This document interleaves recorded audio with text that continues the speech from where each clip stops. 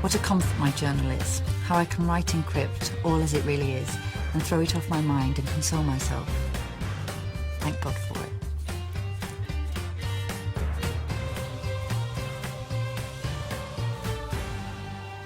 Oh, she's famous for her journal. She records everything, absolutely everything, in great detail. She wrote 4 million words in her diaries. You must be certain to stay on the right side of her, otherwise you might end up in it. You don't have to offend me to grace the pages of my journal. Sometimes I write about people I really like. She writes about the economy, social change, social climate, Halifax, her business adventures. She writes about her family, and then the crypt hand, or the secret parts, are the bits that she didn't want anyone to know about, which is why she developed the code. Personal financial matters that she doesn't want anyone to see, and also, of course, her lovers, her sexual adventures, anyone that she wanted to gossip about. She wrote in code because what she was doing could be regarded as criminal.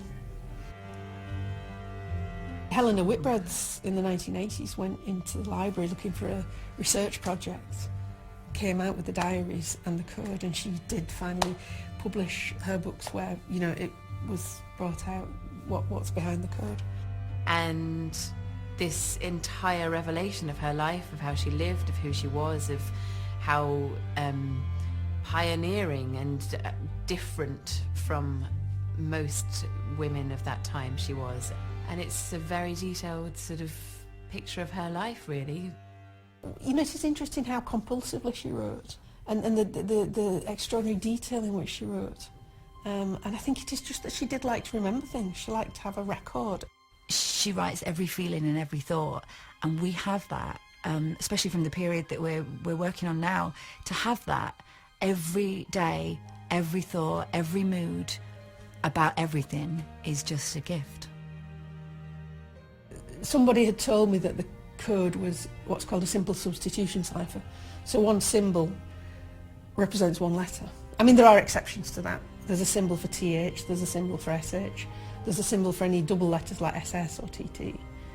But on the whole, it's what's called a substitution cipher. So A-E-I-O-U is 2, 3, 4, 5, 6.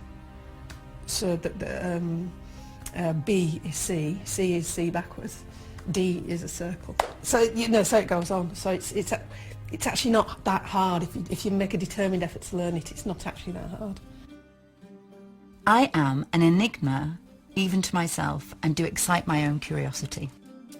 I am neither man nor woman in society, but the connecting link between the two. We know she bought really good quality books to write in, but that was her. That's what she was like. This was very, very precious to Sally, and, you know, very precious for the whole show to get these journals spot on. We've taken samples when we originally went to see them and saw all the unique marbling, and then had the whole thing exactly copied. However, her writing is so unique, it's been very, very difficult to recreate. She refused to be invisible, so it's, you know, life disappears once you've lived it. It's gone. There's no record of it. And I think to have made such an extraordinary record of your own life in that way, it's almost like, you know, it's like making a big footstep and saying, I was here, big time, you know. I've written all this stuff that proves I was.